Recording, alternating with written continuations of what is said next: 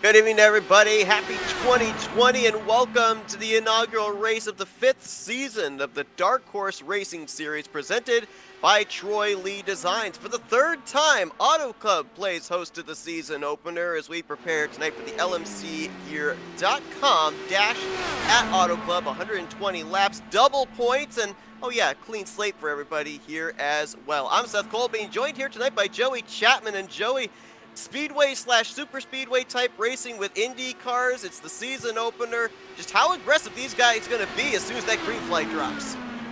Well, I think you're going to see a lot of aggression when the green flag drops. However, you're going to have to tone it back really quick because you can go flat out for a little bit, but once those tires start to fall off, there's no going back. So if you're going to push really early, you're going to suffer the consequences. However, with tonight's race, you're going to be burning almost half a gallon of gas per lap, looking at a fuel window of about 27 laps. So while we go through practice right now, a lot of these drivers are going to have to be seeing how hard can I push in that span? How do I want the tires more? Do I want the fuel more? We got 120 laps to try to settle it tonight. Now, it's going to be interesting here this season as well, because a lot of the names that we saw up at the top of the point standings in the last couple of seasons, they're not in the field, at least here tonight for the season opener. 20 drivers scheduled to take the green flag, but amongst those, the defending champion Rick Ravon, the winner 2 seasons ago of the championship, Robert Maleska III, they're not in the field, and we were kind of hearing tonight, everybody kind of seems to feel that it's a level playing field now. A lot of drivers feeling that what were 4th, 5th, 6th place finishes last season could turn into race wins here this season. Yeah, also not seeing Henry Bennett in the field as well. So what you're seeing here, as you said, is a clean slate. A lot of these guys see those ultra competitive guys leave and they say, well, great, maybe now I'm going to be competing for a top 5. But you know what's the name that I see up there that I'm just like, not so fast, my friend? It's Nick Degroot. If anybody has the golden opportunity to win the championship this year, it's Nick Degroot. Every race last season, Nick Degroot was up there. We saw him be ultra competitive even in the Indy 500. So it's such a crazy opportunity for some of these guys to really show what they're made of and be able to go for it. But I got to say, I'm going to call my shot now. Nobody is beating Nick this season. Well, I'm going to throw another name out there, and that would be Matt Wagner, because Wagner's been very good when it comes to the 2-mile speedways. Has a victory at Auto Club, that was back in Season 3, and then he also had a win at the sister track of Michigan, which if I recall correctly, I believe was last season. So he's another guy you kind of have to watch lingering around the top 5 late in this race. But one thing that we have here this season, as opposed to at least the last 2 seasons, that I think as well is going to have them rein it back a little, as you alluded to, is the fact there's no fast repair to be able to lean on for these guys. So with the high speeds they're carrying and the high voltage that the wrecks would be if you're involved in an incident, that's pretty much going to be your day over. I don't see how you can recover from that. Absolutely. Something that you would see is we would be on long green flag runs. You'd get a bunch of cars together. Once these tires start to fall off, these cars kind of want to just gradually go up the racetrack. They get harder to control. And when the cars get bunched together like that, and even on restarts as well, there's going to be accidents. So there is so much at stake. We talked about earlier, should these guys be pressing early on? Should they be going for it? But you run in to the issue of I have no fast repairs, and I see these guys around me are racing really hard. Do I want to burn up my tires, try to get around these guys, or do I want to let them wreck and try to miss that? So not having the fast repair to me is absolutely a brilliant, brilliant opportunity for a lot of these guys, because it forces drivers to be smarter. You can go out there and you can push, but at the end of the day, you have to be smart about where you are on the racetrack and the kind of pressure that you're putting on other drivers. You could put too much pressure on somebody, they start to drift up the track, they hit the wall, they hit you. You've got 5 minutes of repairs, you're 3 laps down, or your race is over. So much at stake this season, and I think we're going to see really great racing. Practice completed and qualifying now begins. 5 minutes for these drivers to try and set down the fastest lap time to start on the pole position for today's event. And one of those drivers that is getting onto the racetrack is the only driver in the field here tonight that has a former pole here at Auto Club, that being Eric Peterson. You got the pole here back in Season 2. The other 2 times that we were here in the season opener, once at Auto Club and once at Michigan. It was Robert Maliska III who sat on the pole spot. And I noticed another driver that actually just entered into the server and is on track practicing right now as well, and that's Eric Shouse. He's a former winner, but that was all the way back in season 3 at the Tricky Triangle of Pocono. Well, if there's a great place to come back to, it's Auto Club. And I gotta say, after running some laps here, just trying to get a feel for what these cars were going to be like tonight, one thing that I just consistently forget about Auto Club, which I don't know how I could, is how bumpy it is. These cars are going so fast. And then you start going down the backstretch and you're running up against the wall, and next thing you know, you're shaking in your chair just from the force feedback on your steering wheel because of how bumpy this track is.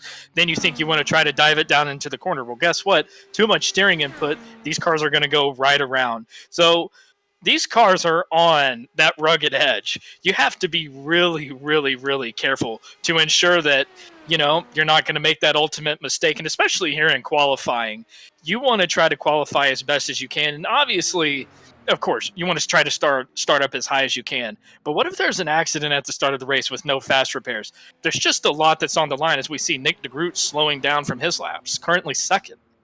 And that would be second to Eric Peterson. We've noticed a lot of familiar names here as we go through the field. But how about some of these young guns here? Chummy Miller in the 04, Dustin Lamb in the 91, TJ Elaine in the 95. Seen a lot of new faces here. And just how much of a period of adjustment is it going to be for these guys in the early stages of this race? Well, you're going to have to learn fast because there's still a lot of ultra competitive guys in this league. One of the things that I would recommend, just follow behind those guys that are the cream of the crop. Get behind those guys, run with them, and see what they're doing. Imitation is a form of flattery, but it's also a great way to learn on iRacing. And when you're in a league like this, especially if you're a young guy that's trying to get more experience, as we see AJ Hobson, currently 10th, comes across the stripe, see if he can improve on that, rather, currently 5th. So a really good lap from him. Also, Matt Wagner out on the track trying to set a fast lap.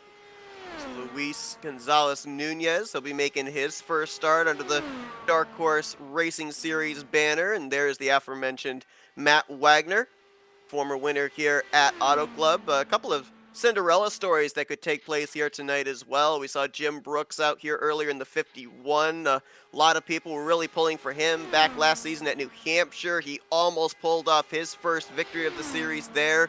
Also saw AJ Hobson, as you mentioned, in that machine right now, 7th on the board, and he ended up winning here at Auto Club back in Season 2, so would like to become the first driver to be a multi-time winner at this 2-mile race. Look at this, a new pole sitter, Matt Wagner with the 31.773, a blazing lap. I was looking at the leaderboard, and I didn't think anybody was going to touch Eric Peterson. Matt Wagner, late in qualifying, jumps to the top. And it's so competitive right now. And number one, we see a lot of great laps up right now, but so many guys running 31.8s. We see between 3rd and 4th, identical lap times, almost identical between 6th and 7th. This is going to be such a great race. And while qualifying is one thing, if we see a lot of guys pushing early on and these guys are just that close, there's no telling what we're going to see in the actual race.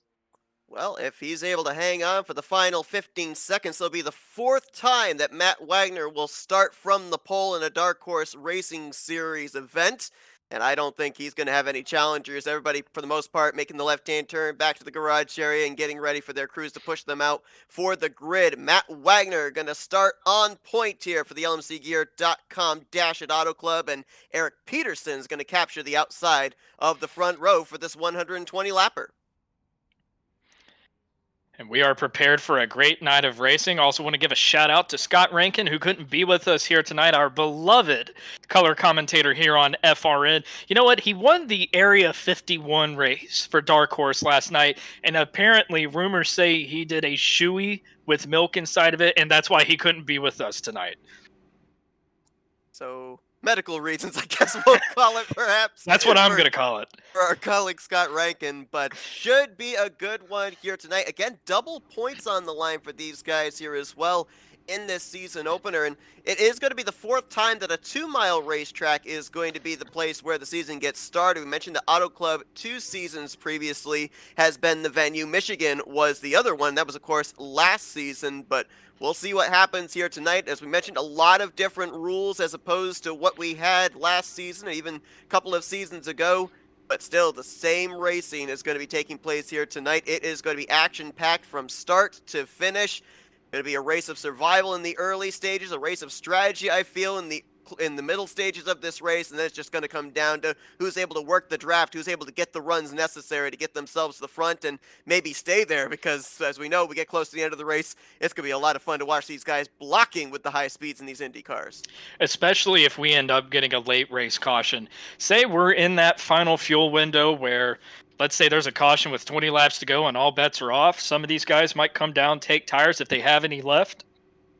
What you are going to see is guys just laying it all on the line for double points. This is a big race where if you have a really bad race, it's going to put you in the hole early on, and that's not where you want to be with guys that are this competitive. However, if you have an opportunity to win this race late, what are you willing to do to be able to try to come out of here with the maximum points? Let's take a look at the starting lineup for tonight's event. We gave you that front row as it's going to be Matt Wagner alongside of Eric Peterson. They will be followed in row 2 by Luis Nunez and Jim Herrick. Great effort there for Nunez in his debut. 5th place going to be former Indy 500 winner Craig Forsyth. He'll be alongside of Charles Teed, who's looking for his first victory since season 3. Row 4 is going to find Gail Brooks, who was maybe one of the most consistent drivers week after week in the top 10 last season, and Blaze Andridge making his debut, going to roll off from the 8th position. Top 10 going to be completed by former Auto Club winner AJ Hobson and former champion from season 2, Nick Degroot. Here's a look at the rest of the lineup here. Jim Brooks, Eric Shouse on back. 20 drivers set to take the green flag here today, as looks like only 14 drivers elected to take time. So row 8 is going to find Jeff Hysong and Joseph Morales. Jari Brupacher and Dustin Lamb, they're scheduled to roll off in row 9. And then TJ Elaine and Jimmy Dryden are going to be in row number 10. 20 drivers set for 120 laps here tonight under the lights at Auto Club Speedway. Joe, I'm going to turn it over to you. Bring them to the green.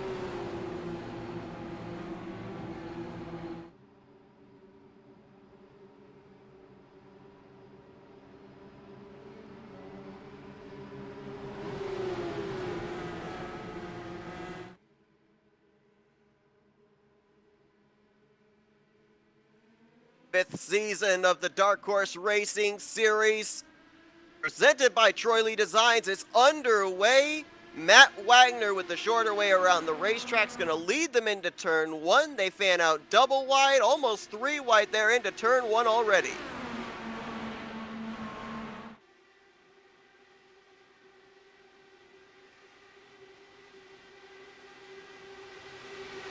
Forsyth, that familiar white and light blue 27. Looking on the inside of the bright yellow 36 of Eric Peterson, as Wagner's going to come around. He'll lead the first lap of the 5th season. 3 wide, 2 rows, 3 rows deep behind him from about the 2nd position to around 10th, 11th place. It looks like they're giving each other room. As soon as I say that, though, in the middle, I believe that was Charles Teed getting a little bit out of shape, along with Blaze Andridge, and Blaze Andridge trying to get out of Dodge right at the moment, it looks like, as he was trying to figure out where Look do I at go that. here. Almost 3 or 4 wide coming off of turn 2 there. But Matt Wagner had an absolutely amazing start, and that's going to be so critical in him being able to retain the lead. Caution! Oh, caution! Gary Corley in the 7 car is, I believe, gone around, and TJ Elaine as well. Looks like that was over in turn 4.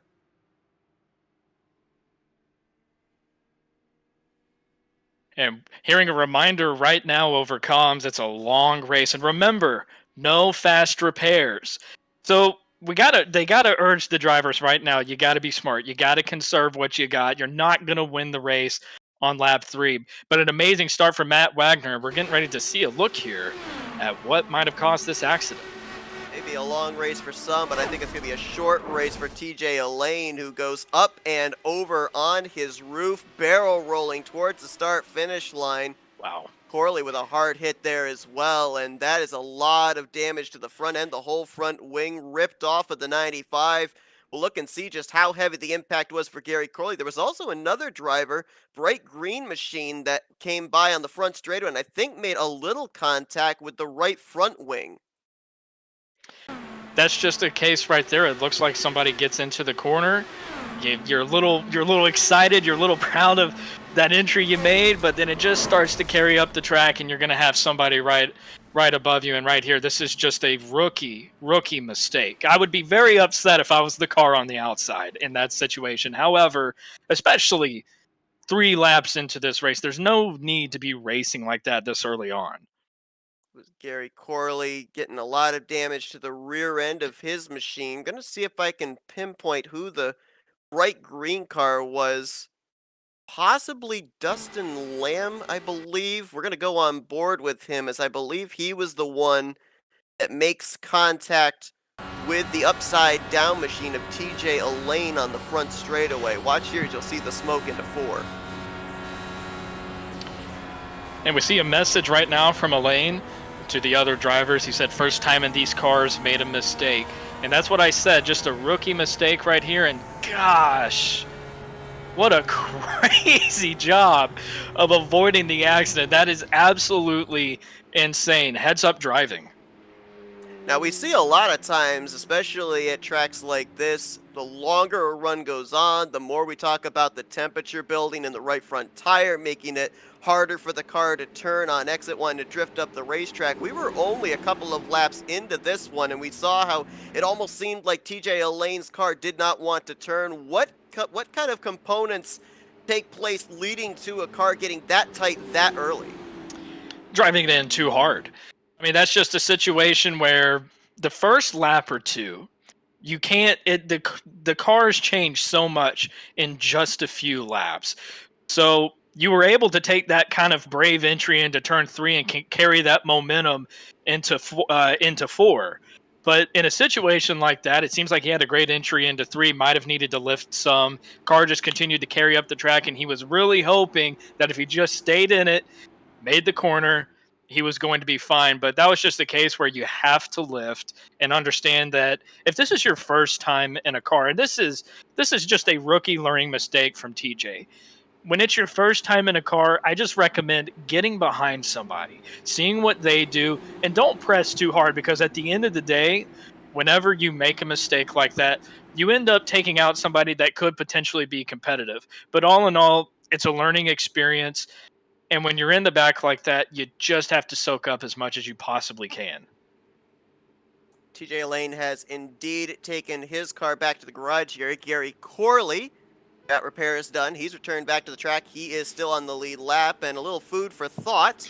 Last lap by Nick Degroot, Jeff Hysong, a couple of teammates came down and topped off the fuel tank, and then the lap after that, getting the 1 to green signal, Gail Brooks and Joseph Morales came down to top off the fuel tank. So still something to put back in the memory bank here. If we go into a long green flag run, a couple of drivers may be able to make it a lap or 2 further should we see a round of green flag pit stops. And that's something that's going to be critical here throughout. If it becomes a fuel mileage game, that could make the difference towards the end of this race. And a green flag coming back out. Matt Wagner leads Peterson, Forsyth, Nunez, and Teed back into turn number 1. Got the early pre-race jitters maybe out with that caution, a chance to calm down. Now let's see if these drivers settle in. And that's going to be an important thing here, especially just early on. Oh, and we're maybe going to see a big run down the back straightaway, side by side going into 3. Eric Peterson on the high side. If we've learned anything from these races at Michigan and Auto Club, if you're going to make a pass, you've got to get the run to the outside, because that race leader is not going to give you the short way around the racetrack on the inside line. As these guys are side by side, watch for Forsyth. With them stalled out, he might have a big run here through 1 and 2. And Peterson tries to hold on, but he just doesn't have the advantage up there on the high side, and he's going to have to give it back into 1. But I got to say, what a great move by him, but Forsyth is now going to be looking for second. Okay, Right there, Matt Wagner moves from bottom to top, tries to get a little draft to Eric Peterson, and that's not because he's blocking. He's trying to keep the 36 Oh, and here the comes 27 side Forsyth. by side, and it didn't work. You're right. Forsyth, I think, got a push from the car behind him, the 14 of Luis Nunez.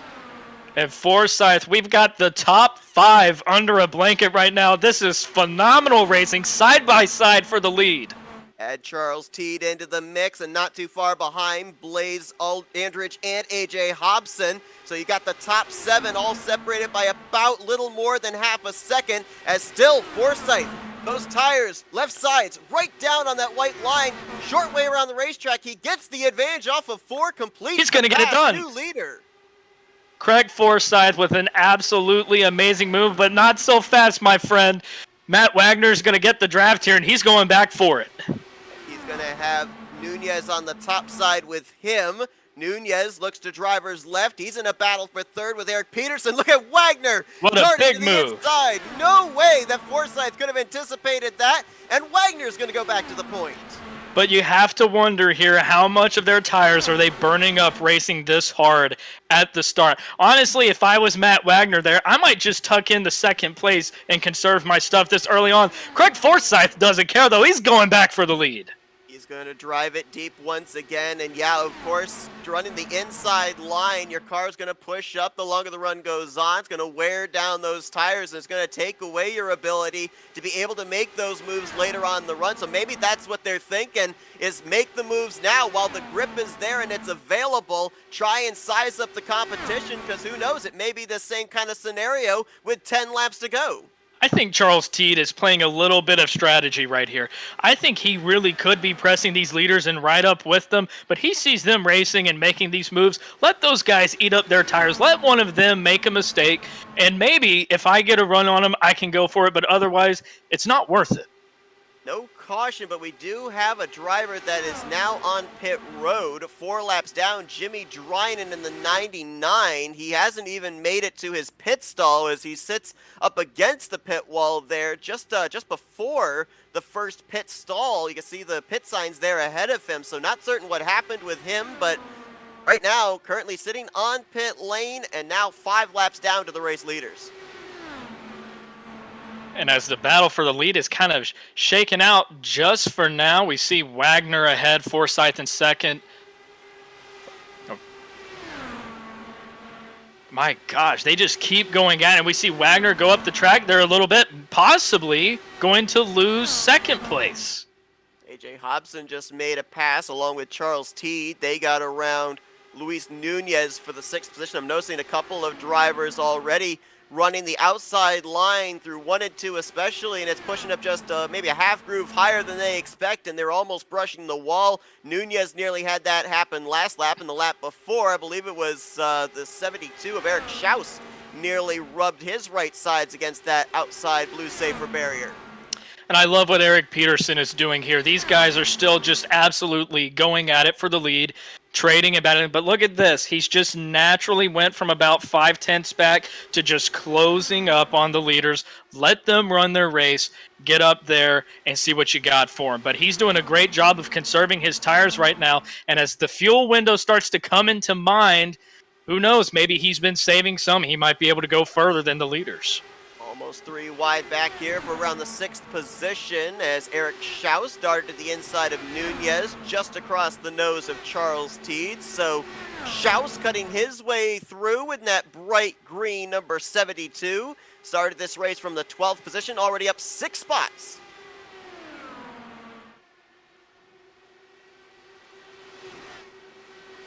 And we see the racing throughout the field really starting to just kind of cool down as the tires start to wear out.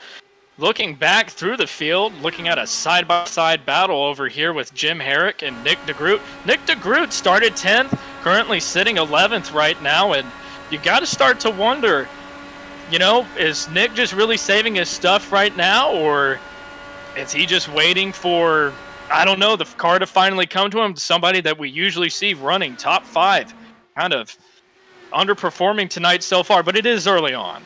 Well, let's also remember that he came to pit lane, topped off the fuel tank under that yellow flag, so he was restarted back outside of the top 15s, picked up a couple of spots since then, kind of off sequence. Same for Jeff Heisong in the 18, Joseph Morales in the 60, and the car just behind Nick Degroot there, the 71 of Gail Brooks. New colors for him right now in the 18th position. All those drivers, they were drivers that came to pit lane and took on a little bit of extra fuel when we were running under pacing.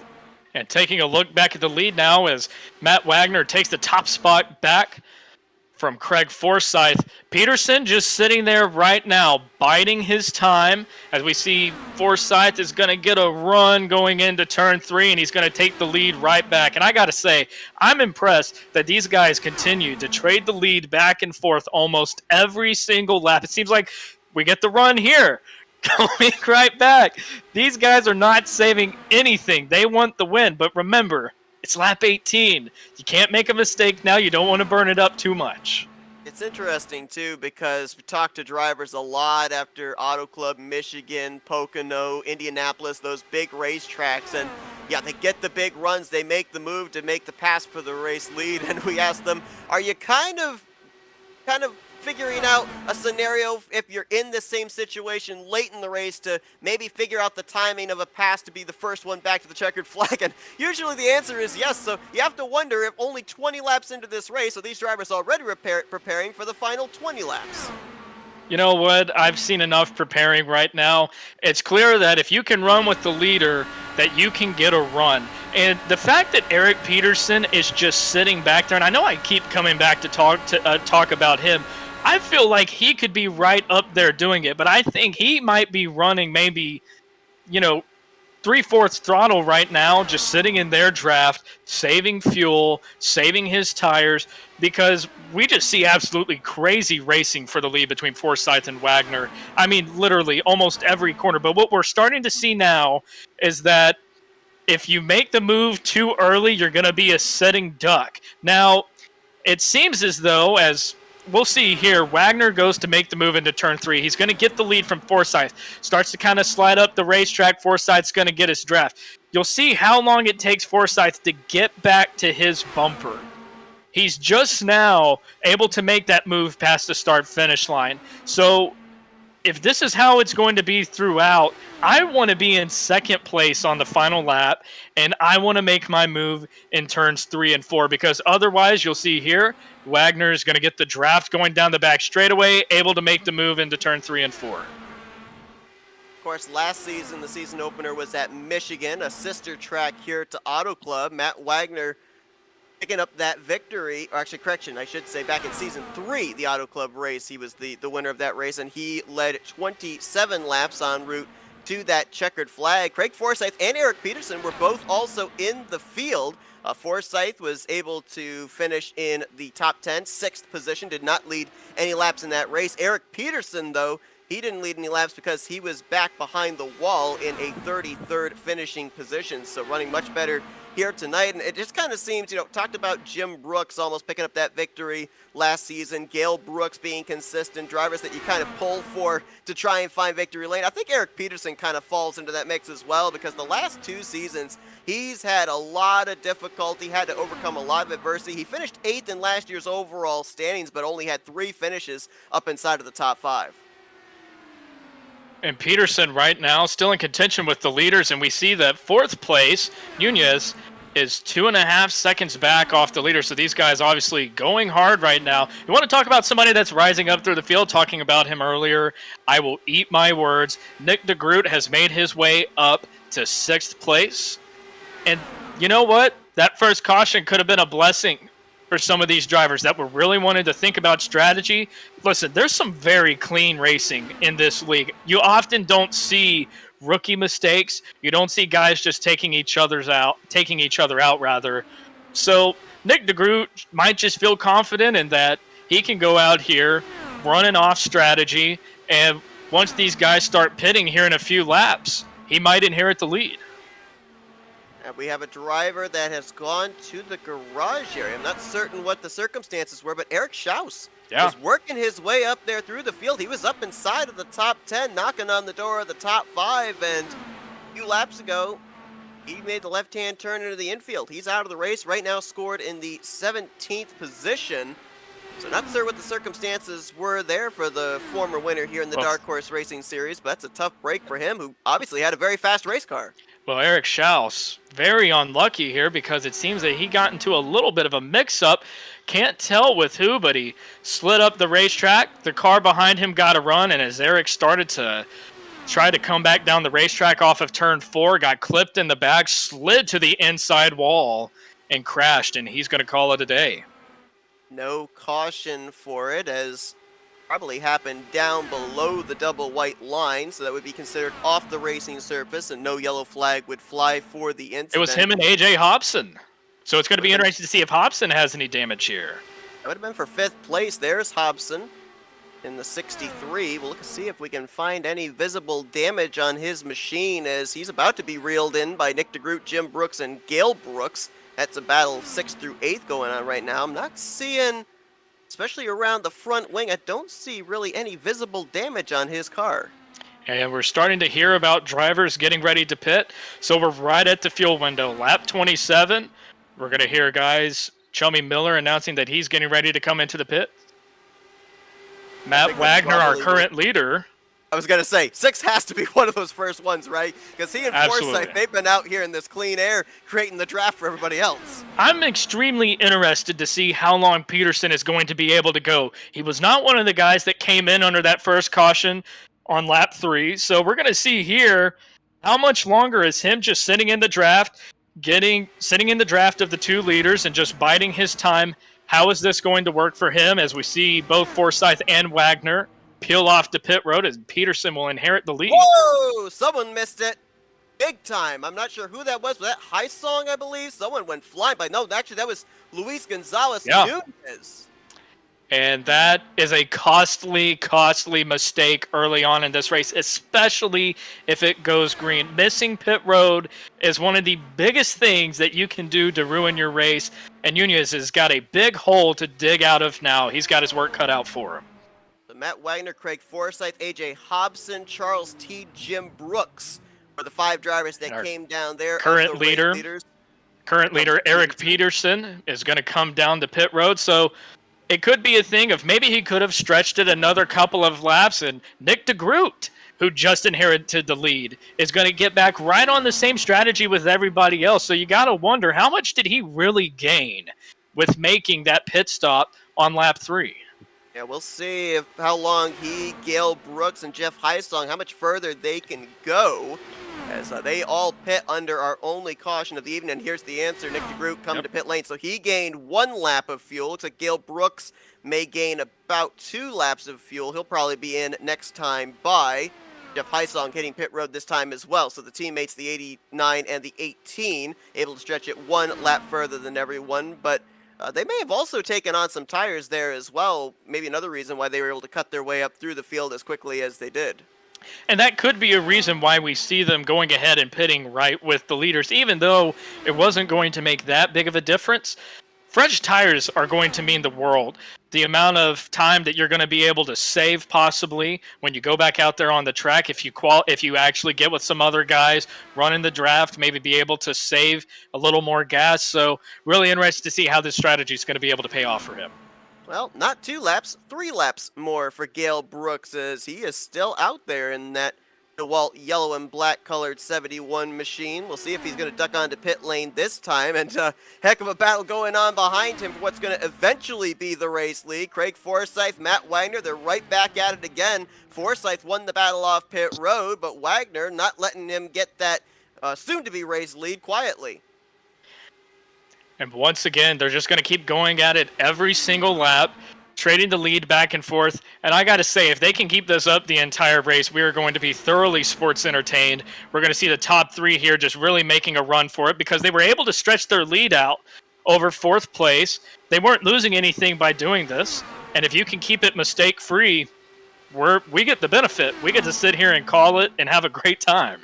Absolutely. Forsyth going to go to the point as they will bypass Gail Brooks here, heading into turn number 1. Forsyth will go to P1. Well, maybe not. Wagner's actually going to go to the front again. That'll drop Forsyth back to second. Peterson slots into third, and we'll see where Gail Brooks cycles out after all this. Net gain for Nick Degroot, because right now, as things run, he's in the 5th position. So how soon do we see him make his way further up inside of the top 5? We'll have to wait and see. He's got his hands full with Jim Brooks in that P5 battle. And once again, I am just blown away at how these leaders are able to continue racing like this. Not only that, but to be able to keep the distance that they have on the rest of the field. I'm also very interested in the strategy right here from Eric Peterson. He seems very content running in 3rd place and letting these guys race it out. Who knows? Maybe he has a little ESP and he knows these guys are going to go at it on the last lap, maybe take each other out, and he's going to be able to reap the benefits of that. But just absolutely phenomenal racing from our leaders here.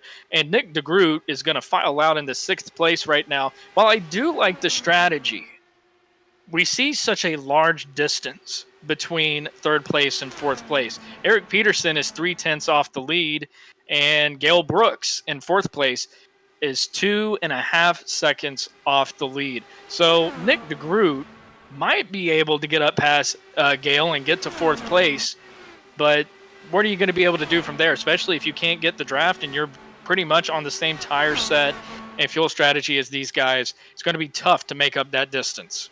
Yeah, Nick Degroot going to bring AJ Hobson and Jim Brooks along with him. And, you know, when you look at super speedway racing in stock cars, you can get all the cars lined up single file, you can push, and you can make up time on the pack you're trying to catch. You can't do that with the open wheel race cars, especially even so with the fact you see the runs these guys are getting.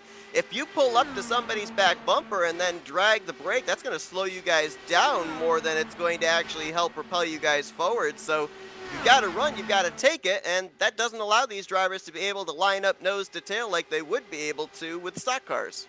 And a lucky moment for Jim Brooks. We saw coming off turn 2 on the last lap. He was in the draft of the cars ahead of him, started to drift up, and he had to make a big move away from the wall. I wouldn't say big, but if it was me, I probably would have tore down the wall, cursed it myself, and then went on to watching this race on FRN on YouTube. But really, just great battles throughout the field right now. We also see Nunez running back in 8th place. So the damage that he got in that earlier accident with Eric Shouse didn't really cost him too much. However, not really around anybody, not able to really get the draft. So just kind of cruising along in 8th place currently. Yeah, good job by a couple of these guys making their Dark Horse Racing Series debuts. Nunez right now in 8th, and Blaze Andridge has done a decent job here today as well, currently holding down the final spot inside the top 10 as he's drafting with Jeff Hysong. And, you know, while we call these guys debuting drivers, it doesn't mean they're rookies making their very first start ever. These guys obviously have experience in these race cars. The thing that we kind of watch with the new faces and the new names is how they're going to adapt to the racing style of guys that we see week in, week out, season after season. And these are two guys that have done a pretty good job here of starting to build a resume and build the trust of the drivers they race around. Of course, that's going to be a much different story when we get ready for 1.5 mile racing at Las Vegas next Wednesday night. And still continuing to put on an amazing battle for the lead in the LMCgear.com Dash It Auto Club. You're watching FRN. We are live on YouTube. And just absolutely phenomenal racing for the lead. If you're just tuning in, Craig Forsyth and Matt Wagner have continued to trade the lead back and forth. Eric Peterson sitting happy in 3rd place. Only one caution so far that came on lap 3 with TJ Elaine. And this is a double points race, a lot on the line. We're seeing guys go about 27 laps on fuel. So a lot of racing to be had, only on lap 41 right now. But I gotta say, I am so excited to see if these top 3 can stay together throughout the entirety of the race. Because if they can, which I believe currently that they can, when this becomes a 3-horse race for the lead, and Eric Peterson is able to say, I'm going for it, I don't care what these guys are doing, we are in for a treat. I'm just letting you know right now, 3-horse race at the moment. But Nick Degroot, AJ Hobson, who are trying to make their way around the lap machine of Dustin Lamb, the last 3 or 4 laps, they've been a tick faster than the top 3. So what right now is 3 drivers battling for the top spot. could be as many as maybe 6 as Gail Brooks kind of tailing along as well in the next 20 laps or so. And I think that's going to be what's going to be important for Nick Degroot and AJ Hobson, which we see right now, AJ struggling to get past the lap car. What's going to be important is for these guys to line up and just commit to, we are running where we're at right now. We need to try to catch up to these leaders. Craig Forsyth and Matt Wagner aren't doing themselves any favor, trading the lead back and forth and back and forth. If we can get a train of guys together, especially maybe after the next pit cycle when they're on fresh tires, we're possibly going to see these guys be able to get their way up through the field. But you're going to have to be kind of selfless at that point. You're going to have to commit to just trying to get up there. But we see right now currently 3 seconds off the lead from fourth on back.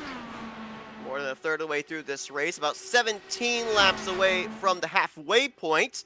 20 drivers took the green flag here tonight. Currently have 16 of them still running, 15 on the lead lap. Dustin Lamb is the only driver running 1 lap down. 2 drivers back in the garage area, Eric Shouse and TJ Elaine. Jimmy Dryden still sits on pit lane. I'm assuming that he might actually be away from his racing rig at the moment or something.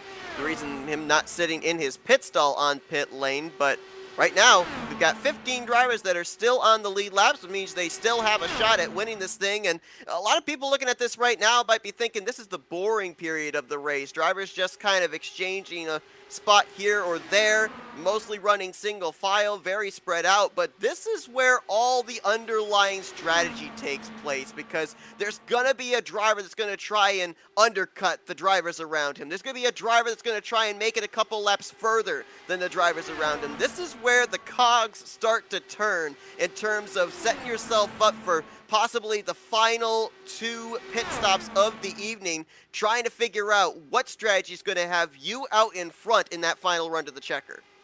Well, I can tell you this. If I run a strategy that gets me out front with Craig Forsyth and Matt Wagner, I'm scared, because these guys have been insane. These guys are maniacs. They just go at it each lap. And we see Wagner almost get into the wall coming off of turn 2. Forsyth's going to take advantage of that, going down the back straightaway to take the lead once again going into turns 3 and 4. I'm going to be excited to see what the amount of lead changes that we had in this race are. I don't want to be the computer system that has to try to figure that out, because this is absolutely insane racing. And once again, Eric Peterson just biding his time. As we get a look on board with him, he's got the best view in the house. He's just sitting back here waiting. Peterson, at least the statistics we have, has never won a Dark Horse Racing Series event. We don't have the stats from Season 1, because Season 1 of the Indy Series we ended up not having under the Dark Horse banner, but Seasons 2 through 4 has not taken a checkered flag. Craig Forsyth, his last checkered flag in the series was back in Season 2 in the big season finale, the Indy 500, and Matt Wagner, you don't have to go too far back. It was the next to last race of last season at the Texas Motor Speedway, where he took his last checkered flag under the Dark Horse banner. As he now and Forsyth continue side by side with each other here through 3 and 4, continue to size each other up. Now, we saw both of them come to pit road together under the first round of green flag pit stops. In the upcoming pit stop, do they change it up at that point, or do we see them come down nose to tail once again? I think you'll see these guys come back down nose to tail once again. You've got 2 guys that are extremely equal. And if you get in a situation where, okay, let's say I pit, and then the other guy's going to go another couple laps, and maybe he's got somebody working with him, I might be a sitting duck. I think the best thing for these guys right now, it's working well for them right now. Don't overthink it. Just continue to go through this race, run your race, make a pass every lap for the lead, and be ready to battle when it comes down to about 100 laps to go. Or pardon me, when it comes back to about 20 laps to go. These guys have been racing like maniacs since there was 100 laps to go. But when it gets to about 20 laps to go, I'm going to be very interested to see, do we continue to swap the lead back and forth, or are we going to kind of say, all right, I want to save my stuff right now? Because we see Eric Peterson, he dropped back to almost about 0.6 back off the leaders, and he was able to get right back up to them. So you can't get too comfortable if you're the front 2 right now. And at what point of this race, you have to wonder as well, does the blocking come into play? Because we're seeing right now these passes back and forth between Wagner and Forsyth. There you see about almost a full groove between those drivers, not forcing the issue. As we get later into this race, towards the end, we've seen it season after season. The race leader is going to pin his car down to that white line, force the drivers to go to the longer way, the outside line, to be able to make the pass. At what point do you start blocking and, do you choose, do I want to be the guy leading off of pit road and then start blocking? Do I want to be the driver second to get the run to try and make the pass and then I start blocking? I mean, it's a mind games going on between these guys right now at this point in time, and it's just going to continue on the closer we get to the end of this race. Blocking is what's going to end your race and the guy behind you's race. That is going to be the thing that allows Eric Peterson to win this race. So if this were the last lap, if I'm Craig Forsyth, I'm loving this, because right here I can maybe back off just a little bit coming off of 2, so I can time my run coming down the back straightaway, so I can either dive into turn 3 or try to get it done on the high side. That's something that I want to see maybe one of these guys try to do differently, because it seems like right now every time we see a pass for the lead, we're going to dive down low, come back up, and then dive into the corner. At what point do you see, okay, well, I know that driver is going to try it on me on the last lap, so I'm going to be able to block that. At what point do you try to make your move to the high side? We're going to drop back here for a replay real quick, because I believe we've had an incident involving Nick Degroot. He's faded all the way back to the 9th Leaders position. pitting right now as well. Craig Forsyth and Matt Wagner. I'm not certain what went on with Degroot. I'm not seeing anything here as I go back and look. He might just be backing his pace down, but he kind of free-falled through the field there in the last 10 laps or so.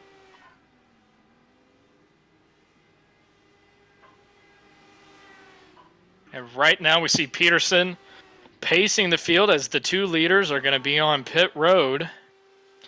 And we see Nunez announcing to the drivers that he's going to be pitting in this lap. We'll see Peterson. He's opting to make more laps on his own. So now, this is a strategy that I'm very interested in, because we saw Peterson come right in with the leaders last time. Do we see him? Maybe he's been saving his tires, saving some fuel. He's going to try to go a couple more laps. If I were Peterson, I would have came in right with the leaders.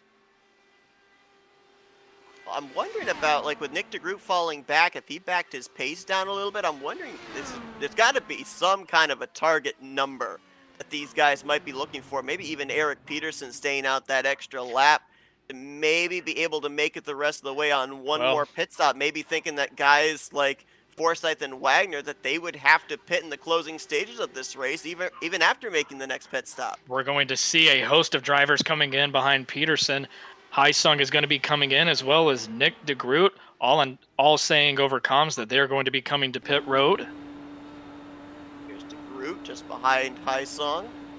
Jim Herrick coming in this lap. Gary Corley in the 7 also coming in this lap. Lone driver out there all by his lonesome is the 71 of Gail Brooks. We'll probably see him in the next lap or 2.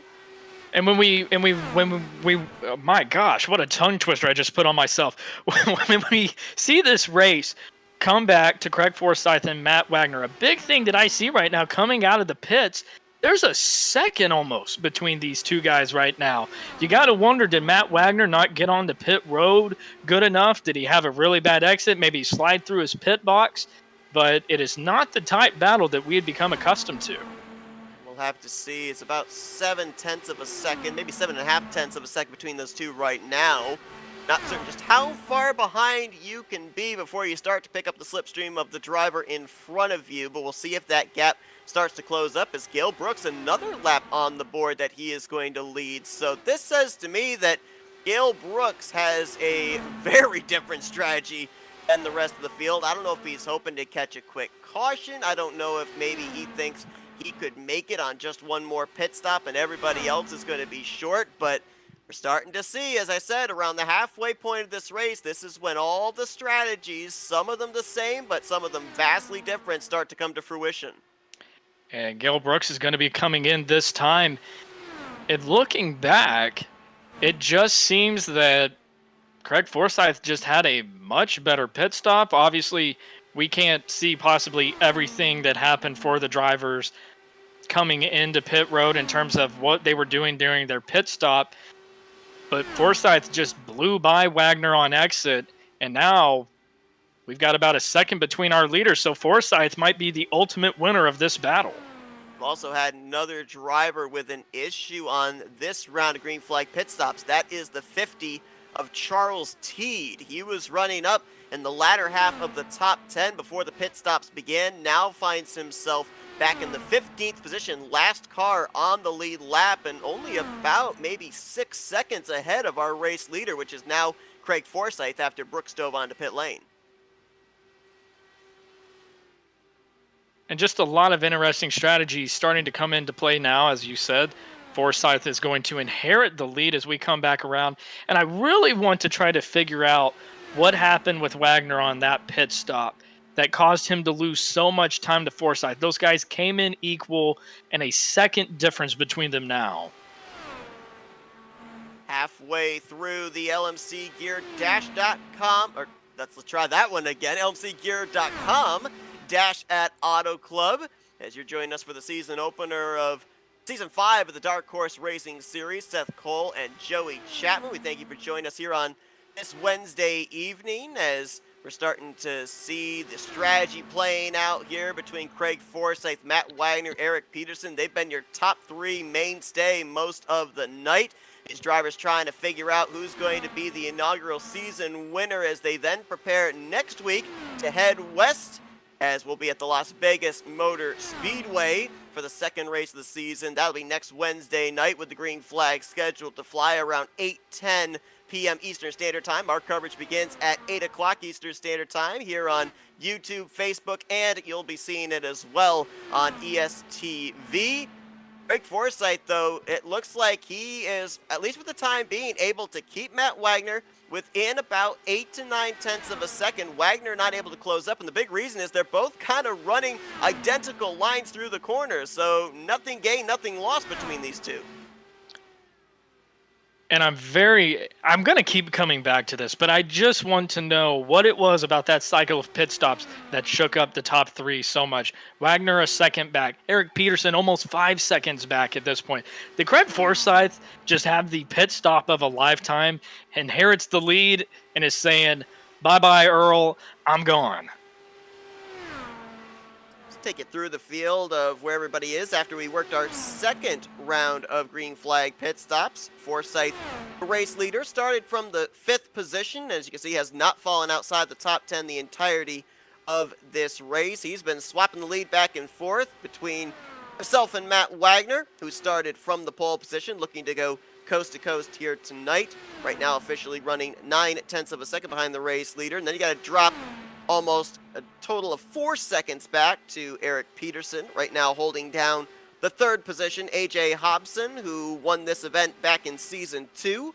Right now he runs in the 4th position, and right behind him, making his debut here tonight, great debut for Luis Gonzalez. Nunez had a great starting position, has maintained it, although he had that little bit of a hiccup, missing the entrance to pit road back during the first round of green flag pit stops, but has since recovered, and right now completes the top 5. Jim Brooks right now runs in the 6th position after he started quite a ways back in this field outside of the top 10. Jeff Hysong, who's been off strategy with drivers, is in a battle right now with Blaze Andridge. Andridge going to pick up that spot, dropping Hysong back to 8th. Andridge in his debut now up to 7th place, and then right behind them is the remainder of the top 10. Gail Brooks right now in the 71 running in 9th, and Nick Degroot, the former champion, currently holding down that 10th position. This is the biggest battle we're seeing on the field right now. Jim Brooks, Hysong, Andrich, and Gail Brooks. You know, at this point, I really start to wonder if I'm Matt Wagner, now officially a second off the lead, and a lot of these other guys that are well out of the range of a win. What are you going to start thinking about pit strategy-wise? Are you going to start trying to think of something wild? Maybe do you try to stretch it out as late as you can on that final pit stop so that in case there is a caution, If I'm Matt Wagner right now in second place, I'm really starting to think about what can I do different from Craig Forsyth that might work. If I am Wagner, I might try the undercut. And I can tell you this. He shouldn't take my word for that. I have no experience with it. I'm not qualified, I wreck out of every race that I run. But my God, I would do the undercut. Well, you gotta wonder in the case of someone like Matt Wagner if maybe it's too late to start strategizing. He and Craig Forsyth spent the first half of this race trading the lead back and forth, seeming to kind of figure track position over each other was going to be the deciding factor for them. But I'm looking at a handful of guys here, about a good half dozen drivers. Eric Peterson, Jeff Heisong, Nick Degroot, Gail Brooks. They've all kind of played their hands here as to the fact that they're going for some strategy. They've stayed out multiple laps more than our two race leaders. We saw a couple of drivers stuck onto pit lane in our only caution of the evening, which was in the first 5 laps of this race. So strategy has already taken place. I don't know if Matt Wagner, if it'd be too late for him to be able to strategize, to be able to get the race lead. He certainly could strategize to try and pick up a position on Craig Forsyth, but I'm not necessarily certain it'd be enough to be able to counter the strategies that are already in the works with guys like Degroot. And I just took another look back at the pit stop that got these two separated, and it just seems like Craig Forsyth had the perfect pit stop. He got out of his pits very good. You got to wonder how much of a difference that it could have made with Wagner being in that first pit stall as opposed to Forsyth being on back. But he carried a lot of speed, while I kind of noticed Wagner didn't necessarily get out of his box super quick. Right here, it looks like about half a second was the difference between those two drivers in terms of overall time spent on pit lane. Craig Forsyth about 0.2 of a second quicker from getting onto pit road to his stall, and then from his stall to the exit of pit road, and then 0.3 of a second quicker was his pit crew on their stop over the pit crew of Matt Wagner. Taking a look here at the battle between Nunez and Hobson, as Luis is going to look to try to advance up to 4th place. Really a great run for him so far. Obviously, he started 3rd place, kind of fell back through traffic a little bit, and we got a caution on the racetrack. It's Charles Teed in the 50. Who was running last car on the lead lap. And I was just about to pose the question to you, are these drivers now all having to basically strategize for green flag at the end of the race? I'm going to withdraw that question because it's a moot point now. Can we say it? Can we say it? This changes everything. Charles Teed, when we get a look at this replay, I just heard him say he was riding the brake, and then he tried to floor it off, and he was really just trying to make the corner. And that is unfortunate. That was a really hard hit for him, and I'm not laughing because I'm embarrassed for him. It's because I've been in that exact situation before where you're just really thinking, oh, I've got such a good run, and then you hit the wall. Auto Club in Michigan, they're deceiving tracks, aren't they? I mean, you think for certain when you eyeball it through the center of the corner, you look and say, oh, absolutely, can arc this thing up there to the outside wall, will not hit that wall, and next thing you know, car just goes straight, and you saw those couple of cars behind him. Yeah, that was your race leaders, Craig Forsyth and Matt Wagner coming into the scene. So very fortunate that the 50 stayed up against the outside wall, did not come back down the racetrack, or that could have really shooken this race up. So now the big thing is, do you come and take tires, or are you just going to take fuel? Which, granted, I think every time you have the ability to take fresh tires, you need to take them. And we're going to see Wagner. He's going to be right up on Forsyth here. He doesn't want to lose anything. He wants to be right up on him for the restart. And I got to say, Charles Teed, you saved us, because it was going to be possibly just one car gets away at the end. But my gosh, this is going to be such a treat that we're going to have. If you're just tuning in for the first half of this race, Craig Forsyth and Matt Wagner traded the lead twice, every single lap. Those guys were just going at it.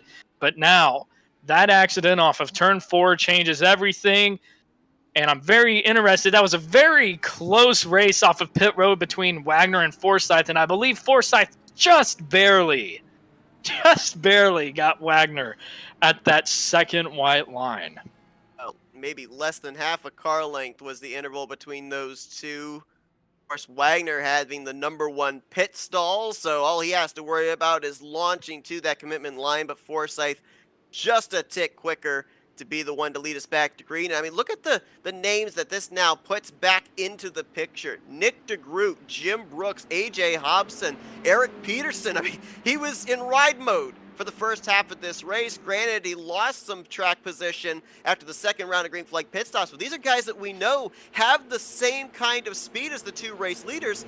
Some of them, they just haven't had the track position to be able to utilize. Right, and you got to think, these guys that have been running from about 4th to 8th, that have been able to see the leaders off in the distance, trading the lead back and forth, they've been watching that. And they know how important this restart is. You have to get a good restart. You want to keep the guy behind you. Yes, I know that is the purpose of racing. You want to keep the guy behind you. But the important thing is that if you don't get a good launch and you end up side by side with somebody, watch those guys just go off ahead of you, and you're not going to be able to compete with them.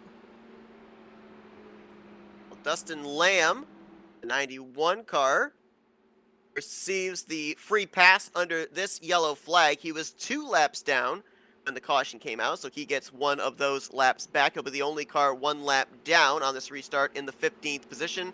Charles Teed still sits on pit lane. I would think it's safe to assume his day maybe all but over. No faster pairs to be able to lean on. No doubt there's got to be some suspension issues around that right front with a hard hit into the outside wall. So it looks like it's going to be 14 drivers on the lead lap. Forsyth, the race leader. Matt Wagner second. Eric Peterson in third. AJ Hobson lines up fourth with Luis Nunez in fifth. Jim Brooks will be 6th, Nick Degroot 7th, Blaze Andridge 8th, Gail Brooks in 9th, and Chummy Miller is going to complete the top 10. It's going to be Joseph Morales, Jim Herrick, Jeff Heisong, Gary Corley, the remainder of the 14 drivers on the lead lap. We're going to have a total of, if my calculations are correct, looks like 44 laps to go when the green flag comes back out, which means at least one more pit stop looms in the future for these drivers, but a lot of options on when you want to make that pit stop, especially provided we may not go green to the checkered flag. You're going to see a lot of great battles here as Craig Forsyth brings the field back to the green flag in the Dark Horse presented by Troy Lee Design Series. You're watching the LMCgear.com Dash It Auto Club on FRN, and we see very, very good restart for Craig Forsyth. Matt Wagner behind him. Eric Peterson kind of falling back a little bit, but he was able to stay with the leaders for most of the race. We're going to see Matt Wagner going side by side with Forsyth. The battle is back on. I know that a lot of times I will talk about super speedway racing with stock cars and try and apply it to this type of racing, and it's entirely two different animals, but I do want to bring up something that I've heard from a lot of super speedway races, and that is when you get to this point of the race and you know there's at least one more pit stop, this is the section of the race where you are setting yourself up track position wise for that final pit stop. Is that what these drivers are going to be doing now? Is this where we're going to start to see the aggressiveness ramp up just a little bit more? I think at this point, it's pedal to the metal. You don't want to lose the leaders again. We saw the leaders get out so far ahead. If this race stays green, it doesn't matter what you saved at that point. You're going to be battling for fourth on back. It's important to just give it all you have right now. Try to get to that last pit stop, and don't let these leaders get too much ground on you. Because we saw it was a 3-horse battle for most of the race until that last pit stop that we had. And Eric Peterson is going to be under pressure from AJ Hobson. We talked about it at the top of the broadcast, just how abrasive this racetrack is with the bumps. It is not a smooth ride. You just saw it there with that onboard with AJ Hobson, just the car chattering as it went through 1 and 2. And I couldn't imagine being one of the actual IndyCar drivers running this race, going down the back straightaway right up against the wall and actually feeling all of those bumps. But now we've got about a 5-horse battle up front. We're going to see Nick Degroot is going to try to make a battle for 4th place here, but he's going to think better of it. Maybe time his move for turns 3 and 4. Yeah, Nick Degroot a former winner at a 2-mile racetrack, but it was Michigan back in Season 3, so he's going for the 2-mile sweep in his career here in the Dark Horse Racing Series. Hobson's going to have a little help from well. Nunez there. Yeah, very interesting. I do not believe that any of these three drivers are teammates to each other, so it's kind of like whoever I help is helping me as well in the case of the 14. Well, none of these guys are helping anybody right now because look at what's happening. The top three are putting a gap on these guys the more that they continue to battle. We see Eric Peterson kind of coming a little bit off the leaders right here. He's going to have about maybe a 0.6 difference at the line, and he's falling back into the clutches of Degroot and Hobson. It's going to be a 4-car battle for third place as the race leaders continue to swap back and forth. Forsyth now back out in front, and Wagner with the run will dive to the inside. Little surprising there that Peterson not able to stay in touch with the top two, with them racing side by side, kind of stalling each other out and instead falling back into the clutches of Nick Degroot. But at the same time, could be playing strategy. Yeah, because let's not forget, with the timing of that yellow flag and us getting ready to go back green when we did, these drivers have two options. They could either stretch it as far as they can possibly go and then have a short spurt to the finish if we go green from here to the checkered flag, or at the same time, they could come to pit road around lap 92 to 94 when the fuel window opens for them to be able to make it the rest of the way on one full tank. I'm extremely interested to see what Degroot is going to do here. We saw Hobson. I don't know if he caught the wall there, and if he didn't, my gosh, he's a lucky man. I wouldn't have tried to put a piece of paper between him and the safer barrier there. And we're going to see Nick Degroot's going to make the move on Peterson going into turn 1, and he's going to slide up, but is Peterson going to get the run down the back straightaway? He is. He's going to try to go back to passing. As we see, the leaders are doing the exact same thing side by side. First and second. Third and fourth, fifth and sixth. It doesn't get any better than this than the Dark Horse Racing Series at Auto Club. These drivers right now picking their battles as Wagner and Forsyth mix it up for the lead. Degroot and Peterson for third place. Nunez just made the pass on A.J. Hobson to move back up inside of the top 5. The strategy continuing to play out here in the season opener. Double points at Auto Club, and you know, it doesn't matter what kind of a series it is, the points are always so close at the beginning of the year after the first couple of races. There's going to be a lot of moving and shaking that'll take place with the double points here tonight. It'll be interesting to see what the scenarios look like for drivers that have had good runs here tonight, some that have maybe struggled when they head to Las Vegas next week. And if I'm Eric Peterson here, I might try to sit behind Nick Degroot and see if the two of us can get our way up to the leaders as they continue to swap the lead back and forth. But Peterson, he's in it for himself right now. He's going to make another move on Degroot and get the lead, or pardon me, get ahead of him into third place through turns 3 and 4. And that's going to allow Nick Degroot to be able to make a run back on him going down the front straightaway. And we got a caution. Hobson seems to be involved in that one, sliding on his lid there. Chummy Miller and Gary Corley also involved, so high impact for 3 drivers who were battling just outside of the top 10. And Hobson is not impressed with what happened in front of him. One car gets loose. They make contact, and he's just an innocent bystander. That ends with 2 cars in the catch fence, and Hobson sliding down the front straightaway on his lid. And that's a case where you start getting a couple of laps into a run. The tires aren't going to be the same. Somebody's going to try to make the corner, and you start to get a little loose. There was actually contact ahead of Chummy Miller and Dustin Lamb, and right there. Just big contact. Nothing you can really do right there. It started all the way over in turn 3, really. Yep. Looked like Chummy Miller, I don't know if he had a block thrown on them or what, but it, like he reacted and went down to the apron of 3 and 4. Yeah, there it is right there. There's the contact you alluded to. Corley runs into the back of that machine and then darts down across the nose of Chummy Miller and back up the racetrack again. And as you alluded to, that was Joseph Morales. That would have been, yeah, that would have been for 10th place. So right it was really just a late block by Joseph Morales. What it really comes down to is this starts coming down the middle of the back straightaway. They're going to start to get a big run on Morales. And Chummy Miller has the run, and then it's going to be a late block by Morales that gets him down the track. And it's kind of just chaos from there. Nothing you can really do, but I don't really know if he still had control of his car whenever he came back up the track. Maybe he thought he was clear and didn't want to be right on the white line, might have just overcorrected. But an innocent bystander, Jeff Heisung, and that's costly, and he's not going to be amongst those who will be battling it out for the win. Yeah, the one that kind of I'm trying to figure out was the 7 of Gary Corley getting out of shape, because we saw with that onboard with Jeff Heisung, he slammed on the brakes when he saw the contact between Morales and Chummy Miller. So he was making sure he wasn't involved in that. The car wanted to step out on him. He saved it.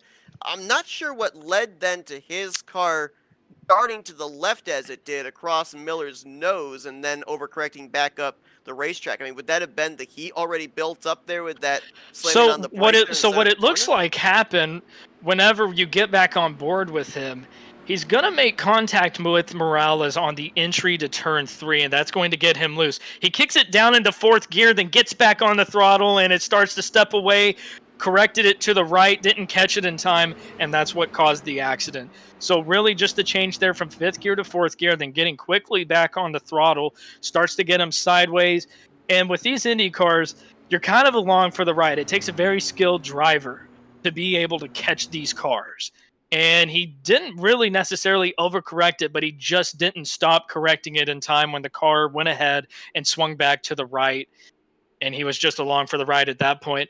And a lot of guys just taken out in that, but that starts with a late block of Morales. And that's where you see the intensity just picking up throughout the field. And it's going to be very interesting to see as we go on through this race. Is there going to be blocking throughout the leaders right there? Is there going to be more blocking throughout the back of the field that's going to keep the caution flag flying? That was a really bad block, and you can't chalk it up to anything other than that. And that might serve as a lesson to some of these drivers of, wow, these runs are really strong. I don't want to get involved in that. Just seems a little too early to be blocking like that as well, especially when it's back in the latter half of the top 10. But as you mentioned, a lot of good race cars out of the event now as a result of that one. Only 11 drivers look like they're going to be up to full song and able to compete for this race win, as Dustin Lamb is out of the race, Gary Corley out of the race.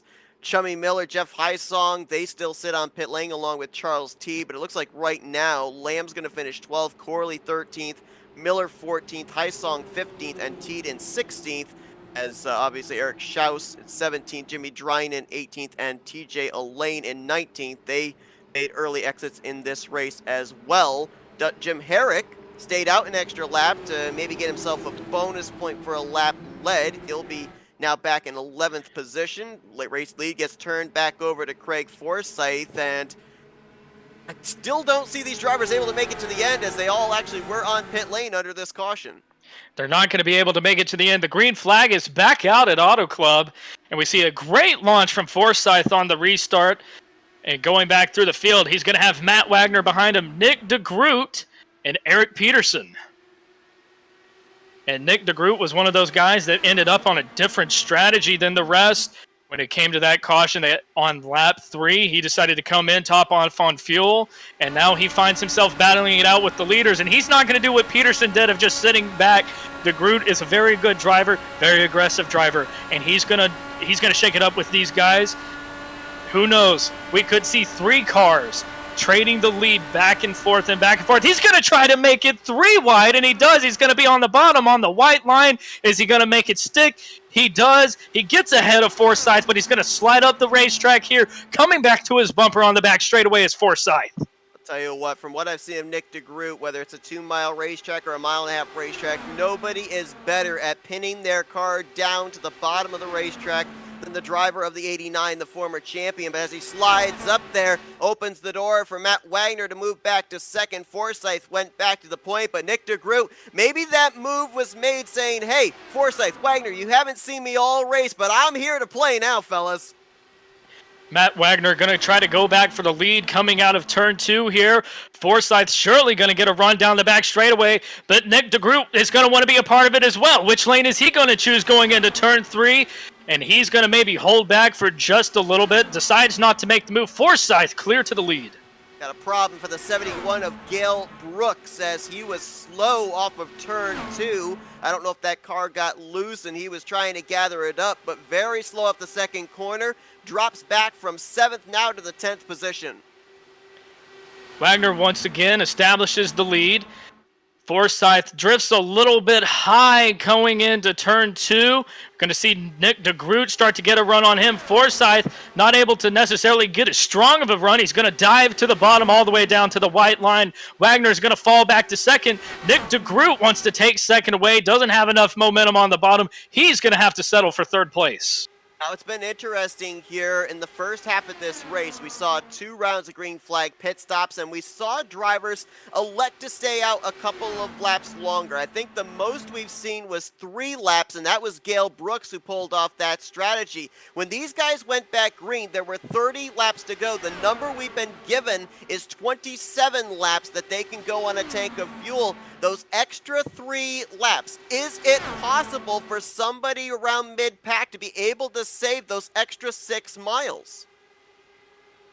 You're going to be very hard-pressed to be able to do that. The amount of time that you would probably lose trying to save that, it's not going to be enough. And once these guys get on fresh tires and a nice full tank of fuel and they can just go at it, if you're not in the top 3 right now, I'll say the top 5 is looking pretty strong in terms of being able to maybe compete, whether it be via pit strategy. I just don't see any way that there's going to be somebody coming from the mid-pack or the back being able to get their way up to the lead via strategy. As we see Wagner making a move for the lead, going to clear Forsyth going into turn 1. Nick Degroot sitting strong in third place.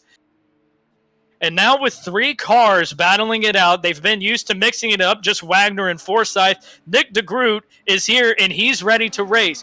So now, and we see drivers starting to come down pit road. Some guys maybe going to try to short pit or undercut the leaders and see if that can help them strategy-wise. The leaders aren't worried about their fuel right now. They're not worried about their tires.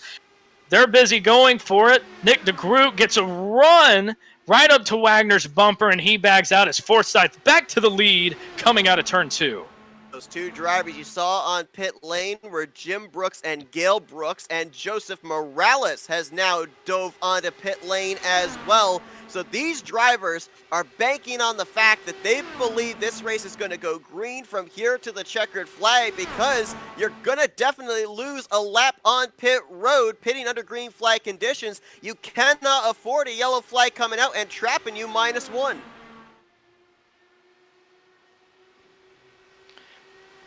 Leaders still continuing to go at it. Forsyth back to the lead. Wagner's going to get a great run down the back straightaway. Might have him midway down the back straightaway. He does, and he's going to take the lead going back into turn 3. Nick Degroot happy to sit in third place, now playing the role that Eric Peterson played for the majority of this race. AJ Hobson has overtaken Eric Peterson as Peterson slides back to 5th place. Hobson is going to have the 4th position. Nunez in the 6th position there as well. So you got a 3-way battle for the lead, a 3-way battle for the 3rd position, and then all by his lonesome, Blaze Andrich runs in 7th, and about a zip code back to Jim Herrick, who right now is running the last car on the lead lap. Gail Brooks, Jim Brooks, Joseph Morales, all 1 lap down. They've been to pit lane for what's undoubtedly their final pit stop of the evening. The question is, though, is that going to be a potential race-winning strategy for them? Can they use it to get a top 5 run? All 3 of those race cars were running outside of the top 5, 7th, 8th, and 10th when they came down pit lane. 20 laps to go, and the LMCgear.com dash at Auto Club Speedway. Matt Wagner retakes the lead coming to 19 laps to go. The leaders are going to have to pit soon. Their tanks are getting low. And it's going to be interesting. And when does the leader say, I'm coming to pit road? You can't call it too late because you run the risk of somebody running over you from behind. But maybe you try to give them just not enough time to really be in a good place to want to do that. And we see Wagner going back for the lead. At some point, when these guys have to go at it for the win, who will slip up? Is somebody going to make a mistake that could possibly hand this race to Nick Degroot? Does he get taken out in it? And it's AJ Hobson and Eric Peterson and Nunez starting to go for it. You know, I asked you this question about 80, 90 laps ago. I'm wondering now, it's going to be the final pit stop for these guys. We know this. So now is this the point where you do the opposite of what the drivers around you are doing? We know Nick Degroot's not afraid to kind of go outside the box in strategy. He did it back in the first 10 laps. He gave up a lot of track position to come down and top off the fuel tank. Restarted outside of the top 15 when we reached lap number 5. I mean, if you're Matt Wagner and Craig Forsyth, who have pretty much proven that they are equal here tonight, nobody really seems to have an advantage on the other. Do you mix up the strategy now? Do you come to pit road on different laps? If you're in the top 3 right now, you want to stay with those drivers in the top 3. Because if they have a better pit stop, you have something go wrong, you're not in the draft, your race is over. Try to go down with these guys. Get as good of a pit stop as you can get. We saw on the last green flag pit stop, Craig Forsyth, he did come in the leader, but him and Matt Wagner came in almost side by side into pit lane. Matt Wagner has the last pit stall on pit road going into turn 1.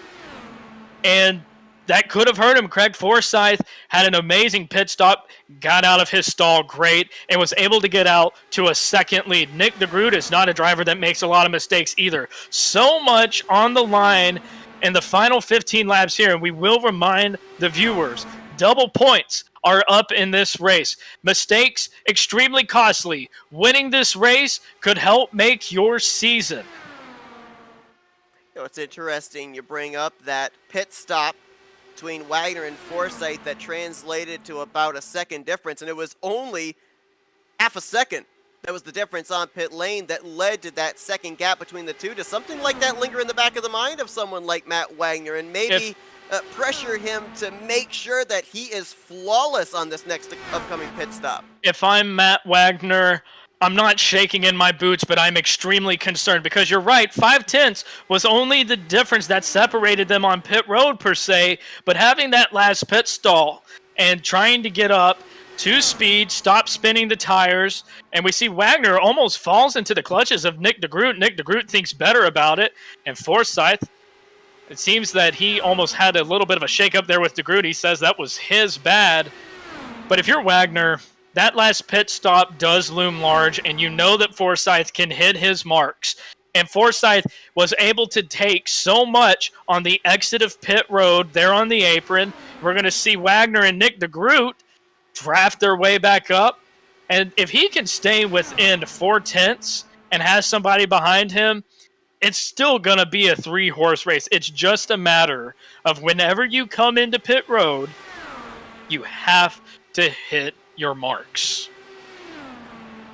Matt Wagner is looking for what would be his 5th career win here in the Dark Horse Racing Series.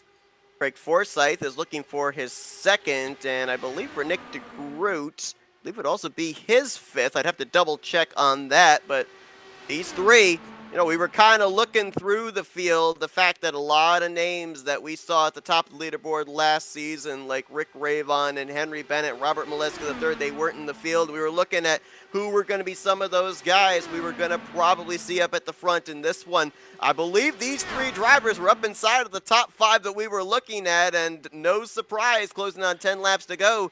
They are here. They are getting ready for what's going to be the money stop of this race. The question is, when do they do it? Because they could go, according to the calculations, another 5, maybe 6 laps, but do they want to stretch it that far and have a 5-lap dash to the checkers?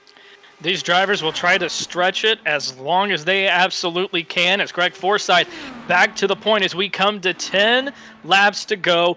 Double points in the lmcgear.com dash at Auto Club. You're watching the Dark Horse presented by Troy Lee Design Series And it has been just absolutely phenomenal racing. And if you're just tuning in, Wagner, Forsyth, trading the lead back and forth throughout this race. Nick Degroot sitting happy in third place, waiting to see when are these guys going to come to pit road. When do I make my move? And Nick Degroot has been known to try to stretch it out in this race. He's been on different strategies before. Could he possibly be on a different strategy from these leaders? Maybe he tries to undercut them. Who knows what's going to happen in these final 9 laps? Degroot has spent the entirety of this last run just solidly in that third position, enjoying the draft of either Forsyth or Wagner, whoever gets dropped back to the second position. Wagner and Forsyth, they have been out there using up the clean air, using up the fuel, so we'll see if Degroot, according to the calculations, when we went back green, would have been 5 laps short. Would he be able to save that amount of fuel to get to the end? We'll have to wait and see what's going on inside the mind of the former champion. There's also a good battle going on behind them for 4th place. AJ Hobson, Eric Peterson, and Luis Nunez. They have pretty much been running anywhere from 5 to 7/10 of a second of each other. You got to think there's some strategy going on with those guys. They're doing just as much thinking about their own competition as the top 3 are. And one of the biggest worries now, if you pit too soon, does somebody mess up trying to get onto pit road and the caution comes out and you're sitting a lap down? There's so much at stake in these final laps. Nick Degroot, I think, is sitting in the catbird seat. He is right where I would want to be, because his move is going to be completely based off what the 2 in front of him do. Matt Wagner and Craig Forsyth will do the exact same thing. When one says they're going to pit road, the other one, in a very interesting line by Forsyth down the back straightaway, snaked all the way to the white line. Blaze Andrich is coming in this time. He's going to be pitting from 7th place, started 8th. He's currently about 5 seconds off the lead. So we see the middle of the pack getting ready to start making moves on the pit road. You got to wonder, those leaders are dangerously close to running out of fuel. You talk about calling when you're coming to pit road. If you're one of these race leaders, like maybe even Nick Degroot, who doesn't have anybody behind him, do you call that you're coming to pit lane, or do Craig you play your Forsyth cards just close to the chest? Craig Forsyth just said he's coming to pit road. Wagner's coming with him, and Degroot is going to stay on the racetrack, and he's going to try to make extra laps. What interesting strategy. Wagner gets a very good entrance on the pit road. Forsyth a little bit loose, and now this is the telling moment. The last time we had a green flag pit stop, Forsyth had an amazing strategy, got out of his pit box so well, and was able to put a big gap on Wagner. Nick Degroot will be coming in this next time. You call it the money stop. You have to make sure that this late in the race, you do not get a penalty. You are backing a 250-mile-per-hour race car Both down of the to 60 drivers. miles per hour. Oh, and Forsyth almost spins out, and he does spin out coming out of pit road, and he hands it to Wagner. He's on the bottom of the racetrack, able to get it straightened out, but Forsyth just cost himself the race. These drivers did not take tires. They took fuel only, and he had too good of a run. And man, does it come at the worst possible time for Forsyth. He is all but lost this race. You cannot make mistakes this late in the run. You do not have enough time to be able to recover, as Luis Nunez ducks it onto pit lane. And interesting, the point you brought up there about them not taking on tires. Same for Nick Degroot, who smoked his rear tires, getting on the brakes coming to the commitment line. So that's a little bit more heat built up in his Firestones. Nick Degroot gets off of pit road clean, and it will be very interesting to see where he shakes out. And Craig Forsyth has to be just beside himself right now. The absolute mind-blowing point of the race. They have swapped the lead back and forth, and it comes down to a final green flag pit stop. We see Nunez. He's making his way off pit road, I do believe. So once this field shakes out, who is going to be able to walk away with the win? Forsyth going to be back in the 9th position. Looks like that might be where he finishes, as it's about 2 seconds up to the next driver, 8th place Blaine Andrich. And, we've talked about it here tonight, how a lot of what we've seen translate in this race has come down to mere seconds. Well, how about the strategy by Nick Degroot? Most of the race leaders coming down pit lane spent about maybe 4 seconds in their stall to get fuel. Nick Degroot didn't even spend 3.5 seconds in his stall, 3.4 seconds. So that's what gave him the extra time that he's gained over Matt Wagner. It is translated to 3 seconds from Degroot back to the 6th car. And coming to the white flag right now in the LMCgear.com dash at Auto Club Speedway, Nick Degroot is going to play the long con of strategy. Forsyth and Wagner come in, and he decides to go one more lap. Going to be very interesting to see when we look back. Did Wagner potentially have to get off the throttle and thought that he was going to get collected with Forsyth? But it's clean sailing now off of turn 4 for Nick Degroot. Nick Degroot won the championship back in Season 2 with 5 victories. In the last 2 years, he's had 2 victories, and he'll start off Season 5 with a victory here at Auto Club. The LMCgear.com dash goes to the former champion. And what a way to kick off the 5th season of the Dark Horse IndyCar Series. What a strategy call by Nick Degroot. And taking a look at how the rest of the field shakes out, Matt Wagner, dashing for the lead throughout the entire race, is not able to get it done after that last pit stop. He ends up 3.5 seconds back off our winner, Nick Degroot. Nunez in 3rd, Gail Brooks in 4th, Eric Peterson rounds out the top 5. AJ Hobson in 6th, a great run for him. He started 9th. Big move for Jim Brooks. He started 11th. He's going to come home 7th. Blaze Andrich is going to come home 8th. And the story of the night, Craig Forsyth finishes 9th, had the lead coming onto pit road with about 4 laps to go.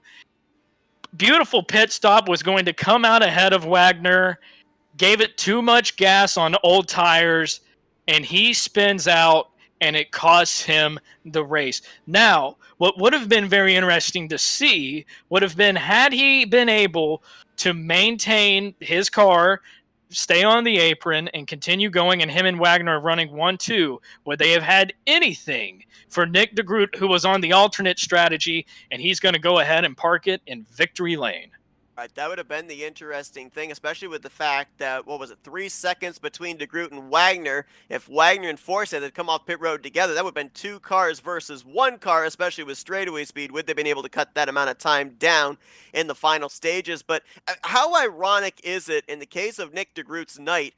Lap 3, caution comes out. He comes down pit lane, gives up all that track position to begin pit strategy outside the box of most of the rest of the field, and didn't even, I don't think, lead double-digit laps here tonight. Leads about the last 3 or 4 laps of this event. I mean, who would have thought that a strategy call that wins you the race could have taken place all the way back in the first 5 laps of this race?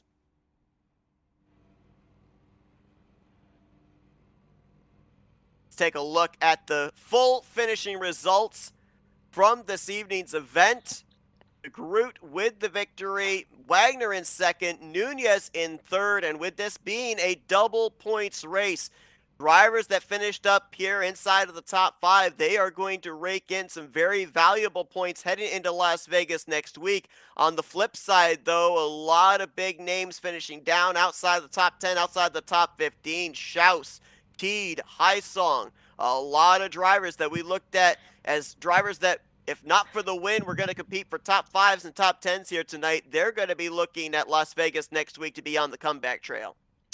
And after taking a look at that final pit stop going on board with Matt Wagner, a very interesting call here by him that I'm interested to ask him, was it just a mental lapse, or did he see what was about to happen with Forsyth? When he comes out of his pit box, he's got the pit limiter on. He's going to come out right behind him, but he keeps the pit limiter on until the second white line starts on the bottom. You got to wonder, how much time did he lose there that allowed Nick Degroot to get away with this race?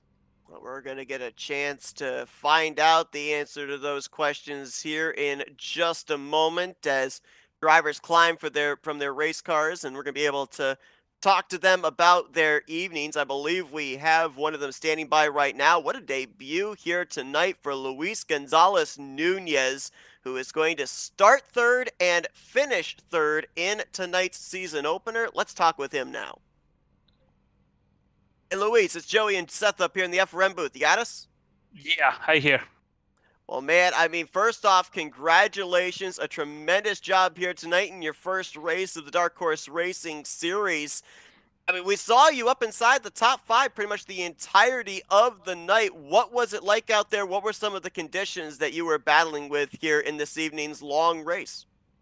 Was fun. I really didn't get too much practice in race, so I really tried to figure out in the middle of the race. So I'm really scary about if it can go straight like full gas or half a gas on there. So in one moment I lost. I was a fourth place. I remember fourth place. Yes. So I got to the pit stop. I abort in the last second because I was so fast to come in. So I lost couple positions. I was on 8 or 9 or something like that. So the yellow flag helped me and saved me a lot on this night. So I'm really happy for that.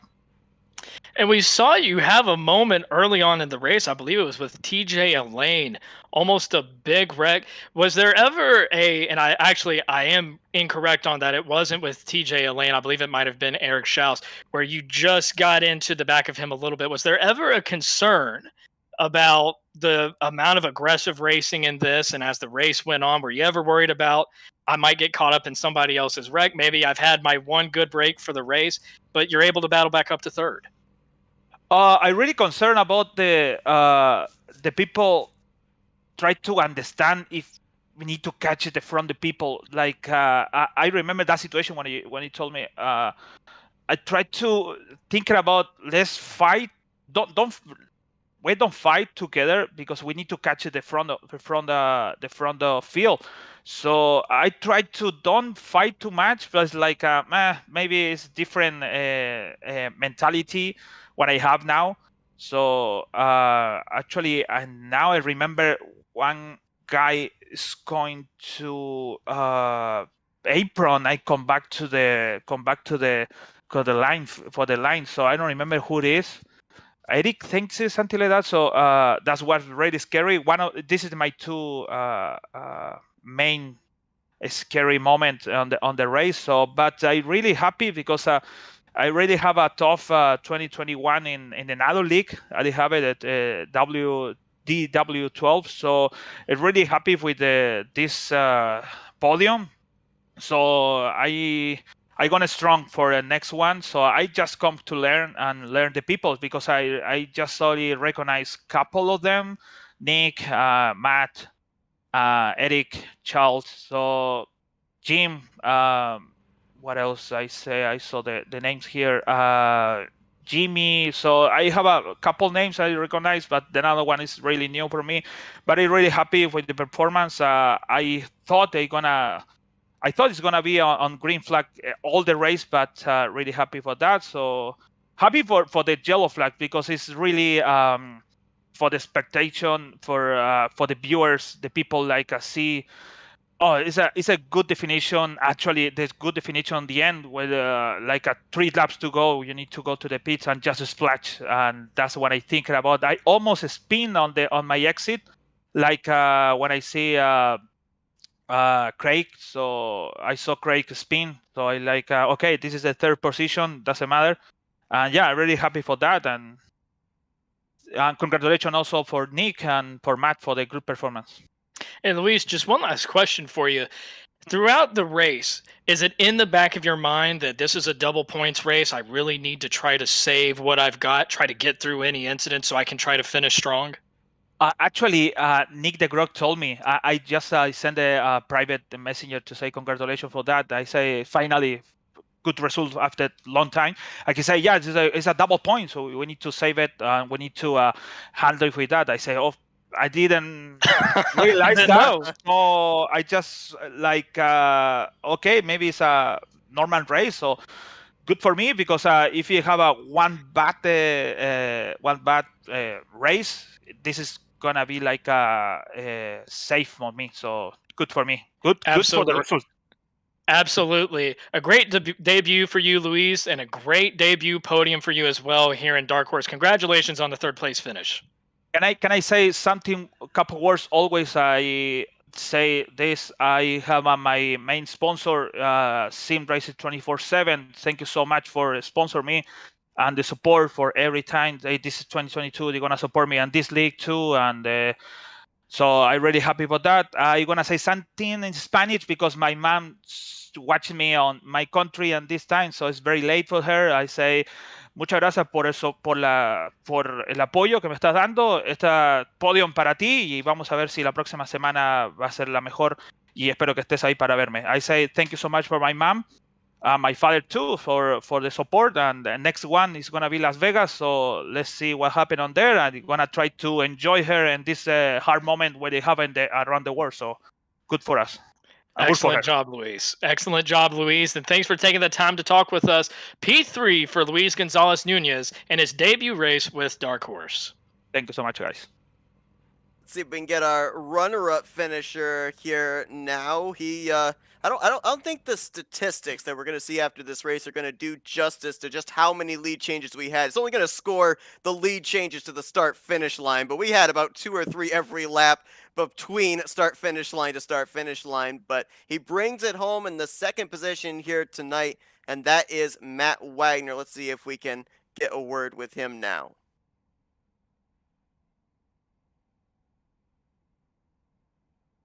Hey, Matt, it's Joey and Seth up here in the FRM booth. You got us? I'm here. Well, man, I'll tell you what. I mean, we had your name circled. It's a 2-mile racetrack. You've shown how good you are, whether it's here at Auto Club or at Michigan, up front all night long. But it came down to strategy in the final 10 laps of this race. I mean, first off, congratulations on a dominant performance here tonight. That 6 car was wicked fast, but if you could go back, if you could do anything slightly different, what would it have been there on that final pit stop? I probably would have waited one more lap to pit if I had the fuel. That and Craig spinning right in front of me, I had to slow down or else I was going to eat it. And unfortunately that I let Nick by, and he pitted one lap later, and ultimately that cost us the win there.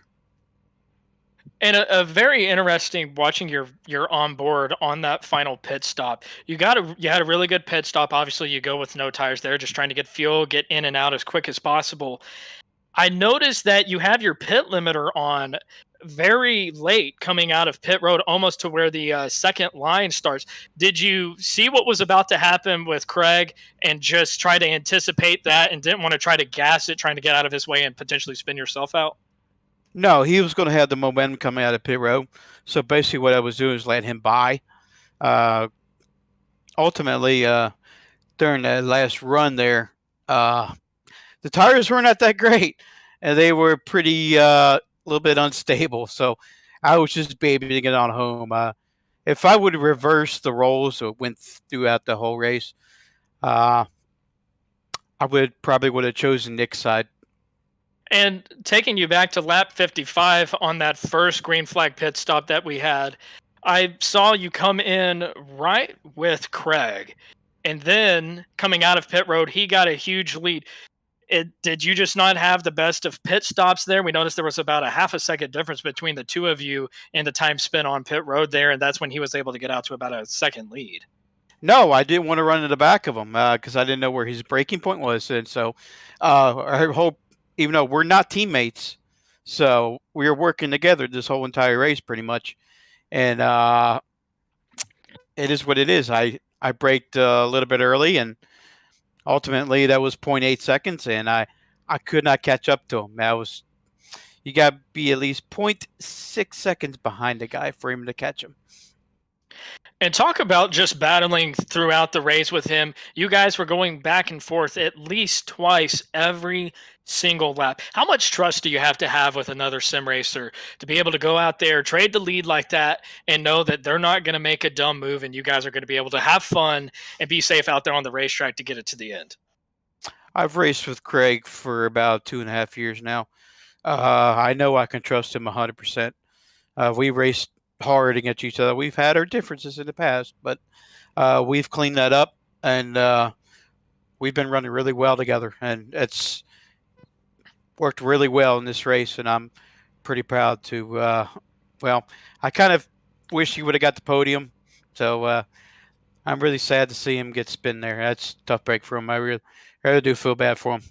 And a great start this season for you, Matt Wagner. Getting on the podium, not exactly the result you wanted. Who are some of your partners with us on the podium tonight? Oh, my sponsors. Oh, I like to thank Area 51, my team. Jim and Gail Brooks, my teammates, give me tips throughout the race. I will say this one more time. I'd like to thank Craig Forsyth for working with me the whole entire race. And without him, I wouldn't be in the spot where I'm at. And congratulations to Nick on the win. He's well deserved. He played his strategy throughout well with the entire race. So, guys, I'm tired. I did about 220 laps just in 2 days here. And I'm going to call it a night. Well, excellent job, Matt. Call it a night. Thanks for joining us up here in the FRN booth. Second place for Matt Wagner. Thank you, guys. See you, Seth. Absolutely. So Matt Wagner brings it home second place here tonight after a dominant performance. Still going to be a great points day for him heading into Las Vegas next week. But the man of the hour, the man of the night here is going to be Nick Degroot. Let's see if we can go down to Victory Lane and talk with him now. Hey, Nick, it's Joey and Seth up here in the FRM booth. You got us? Yep, I gotcha. Well, man, I'll tell you what. Double digits now here in the Dark Horse Racing Series. 10th win of your career. It comes here tonight in the season opener of Season 5. I mean, first off, though, it kind of seemed like your whole race strategy was all the way back during that first caution. You come down, you give up all that track position, you top off the fuel tank, cut your way up through the field. I mean, it's a long one, 120 laps. Certainly looked like you approached this as an endurance race. Yeah, but I'll also admit that I don't think that was the best call to pit during that first yellow with how spread out everything got, because I ended up playing catch up for the rest of the race, and that was exasperated by the fact my thing glitched out for a moment and put me from like 4th to 10th at some point in the middle of the green flag run. So I was playing even more catch up after that. So I was lucky that I got those yellows. If not for those, I was probably finishing 7th to 10th in that race. You get very lucky late with, and when I say lucky, you were able to battle your way back up through the field, but those leaders, the top three, were really able to get away, separate themselves from the rest of the pack. You start to get lucky with those late cautions to bunch the field back together. Once you get up to third place, I see that you immediately go to make a move to the white line and go for the lead yourself. Were you right there trying to send a message and say, hey guys, I'm here. I know you guys have been duking it out the entire race, but I'm here to win this thing. It was a lot simpler than that. I just wanted to try to lead a lap and get a bonus point. But yeah, I had saw earlier that the top three were breaking away. Like it was the top two swapping and third could kind of hang on to them. So I was in the mindset, I need to get to third. I need to get the third. And whatever happens from there happens. And once I realized they just wanted to swap amongst themselves, I mean, they were doing it the whole race, so I don't blame them. I just kind of chilled in third, tried to save a little fuel to make that last pit stop a little bit faster. But yeah, that first 3-wide move, that was me just trying to lead a lap, because I couldn't remember if during the cycle of green flag stops I had led one earlier. So I'm like, I should get this while I can, just in case. Right, try to be sure of it. So how much do you think you were able to save running behind those guys? Because we saw you were a little bit aggressive with them at the start, and then once you saw that they were swapping back and forth, you allowed yourself to just stay in their drive. Were you able to actually save fuel, maybe conserve your tires a little bit? Yeah, I was more concerned about the tires, and because I was thinking I was going to have to battle those last few laps after we pitted. But yeah, I still think I saved like a lap and a half of fuel just kind of running behind them, which made me a little nervous, because I was wondering if the guys back in the pack, if they were really saving and if they could save all 5 of those laps that we needed to save. But nobody seemed to be able to do it. I think Herrick went the longest. And yeah, so it really worked out there. And coming to that last pit stop, I was in my mind, okay, when do I want to pit? Do I want to short pit before him? Do I want to pit with him? Do I want to pit after him? And I didn't want to pit before, because you could go a lap down and then there could be a yellow and your whole race is over. I thought about pitting with him because I just wanted to keep the draft. But then I had the thought, what if something happens? What if somebody gets jacked up, somebody makes a mistake, and that could really prove costly? So I said, I'll just do one more flying lap and pit after him. And lo and behold, that's exactly what happened. Craig had that error on pit exit, which cost Matt a couple seconds, and we were able to kind of just cruise to the win. That was really surprising. I did not expect to come out of the pits with that lead. Well, Nick, you qualified 10th, able to battle yourself through the field after that early pit strategy, find yourself in contention later on, and you use the pit strategy at the end to get the lead. Tell us some of your partners that are joining you up there on the podium tonight. Yeah, as always, great team here at Factory Back Motorsports. I feel a bit lonely this season. I'm the only one out there. But yeah, thank you to motorsport.com, CoveyMoore.com, Blaze Pods, Degroot Automotive, U-Haul and Detailing, Cowboy Shit, all the other great sponsors that help this team. And yeah, excited that I was able to get my 10th win. I was not aware that this is going to be the 10th, so that's a cool little milestone. And yeah, double points is also a great race to go out and win, and let's go get this championship. Well, Seth, I called it at the start of the race, and I have to say it while Nick is still with us. When we were pacing around getting ready to take the green flag, we talked about some of the drivers that wouldn't be in the league this year and how that could maybe shake things up. Maybe we see some new contenders out front. What did I say? I don't think anybody's beating Nick Degroot this year. A strong statement, but he gets it done in the first race. Double points. Nick, congratulations on yet another win in Dark Horse. Thank you, guys. As he continues to celebrate the win in the season opener here tonight at Auto Club Speedway. I mean, what a way to open up Season 5 of the Dark Horse Racing Series. A race of strategy. We knew it was going to be, but it was strategy under green flag conditions, and also strategy of trying to figure out when and if those cautions were fall. 3 cautions here tonight, one in the early portion, one in the halfway point, and then one that set us up for a bit of a 20-some-odd lap sprint to the finish. So, definitely a strategy race for all of these guys here tonight. With that being said, now what's the outlook for these drivers when we go mile-and-a-half racing next week at Las Vegas? You take it track by track. Auto Club was a track that we knew that the draft was very much going to be in play. Now you go on to a track where you don't have near as much room. You don't know. You got some newer faces in this league. How are guys going to be able to take a track where cars are going to be more bunched together? We know the racing can be close at Las Vegas, but if that's another race that goes green flag throughout, just like this, you're going to see the field get strung out. Qualifying is going to be extremely important going forward. We saw Nick come out and admit that strategy of pitting early on lap 3 was just not the call, and he would probably I wouldn't say now that he's won the race he probably wouldn't take it back, but early on he was probably thinking, what have I gotten myself into? So this is just going to be a trial and error with some drivers that are newer to this league. But the last thing that you want to see is Nick Degroot win the first race, a double points race, might I add. That is one of the most dangerous things that you could have seen, because Nick Degroot is somebody that is consistent, doesn't make a lot of mistakes on his own, and is just a very good sim racer overall. So a lot of guys are going to be playing catch up, especially with some of the accidents that we saw. Very much interested to see how the rest of the season unfolds. But what a treat we had at Auto Club. This race featured everything. The leaders swapping back and forth almost the entirety of the race. And then we see some late cautions.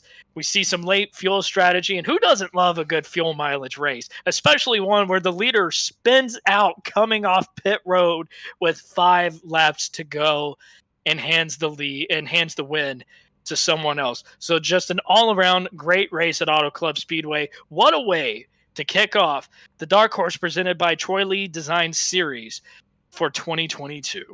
Absolutely. We saw the landscape of this race change several times from the start to the finish, and Nick Degroot is the one that emerges victorious here tonight in the season opener. We mentioned him getting that 10th win of his career, a milestone for him so far here in the Dark Horse Racing Series. We've never had a multi-time champion. Could tonight's victory be the first step to Degroot being a 2-time champion in the series? We're going to have to wait and find out as the next chapter of this storybook season continues next week at the Las Vegas Motor Speedway. Join us here on FRN next Wednesday night with the green flag scheduled to fly at 8:10 p.m. Eastern Standard Time. Our coverage begins at 8 o'clock p.m. Eastern Standard Time. Should be a good one. Joey, tremendous season opener, as you said, here tonight at Auto Club. I appreciate you joining the booth here tonight.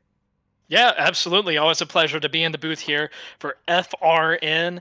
Looking forward to hopefully doing some more races this season when I'm not busy in another league getting myself wrecked. But what a tremendous start here at Auto Club, and I hope to be joining you guys again soon. And a big thank you to everybody that tuned into our coverage here tonight as well. Hope you guys enjoyed it, and hope that you will continue to join us here on Wednesday evening as we continue to cover the 5th season of the Dark Horse Racing Series. For Joey Chapman, I'm Seth Cole. Enjoy the rest of your Wednesday night, folks, as you've been watching another broadcast courtesy of the Flatout Racing Network.